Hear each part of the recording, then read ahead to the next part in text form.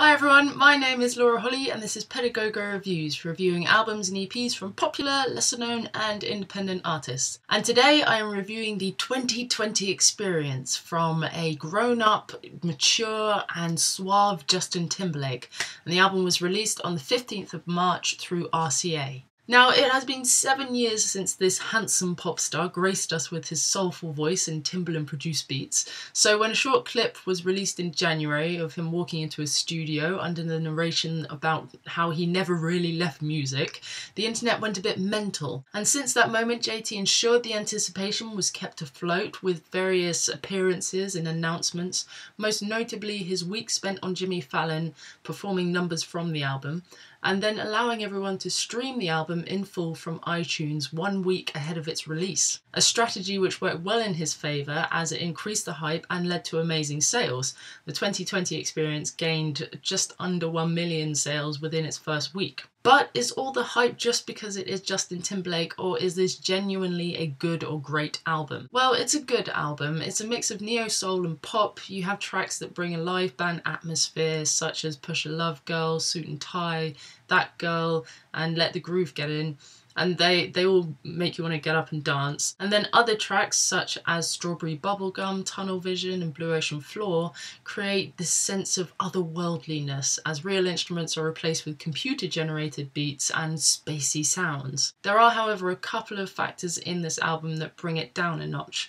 Firstly, the 2 tracks in 1 format. Now, this wouldn't be such a problem if the second halves didn't feel like such fillers. You have a track like album opener Push a Love Girl, which is so smooth, sexy, funky, and for the first 5 minutes it starts and finishes with this beautiful string arrangement, but then it goes into this incredibly Timberland sounding second half, which lasts for like the last 3 or 4 minutes of the song and just completely kills the vibe. And that brings me to my second point. Timberland. Now, we all know he has his signature sound, but he doesn't need to make it so blatantly obvious on all of the tracks. Every time that I hear his voice samples or a wicka wicka in the background of a song, it just makes me not want to listen to it at all. I think JT should now, he's come to a point in his career where I think it's fair he can just be like, Timberland, you know what, just chill out, first of all, or if you don't want to chill out, then just back off, just get off my track. So with these thoughts in mind, let me now tell you which tracks I would play, skip, repeat. I would play Strawberry Bubblegum, preferably only the first 5 minutes, because I like the subtlety of it.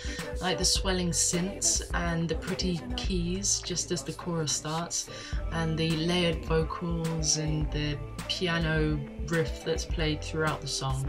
It's very sexy. I would skip Mirrors because a certain atmosphere is created from this album that's like incredibly cool, and then this song comes on with its over-the-top beatboxing beat and blatant Timberland production again, and Justin's voice seems a bit forced. Also, it feels like it's in the background of the beatboxing, so you're not really focused in on his voice, but more on the ridiculous beatboxing. So I'm not really a fan. And I would repeat Push a Love Girl, again preferably just the first 5 minutes. And I tried to think of ways in which I could describe why I love this song so much, but I just love it.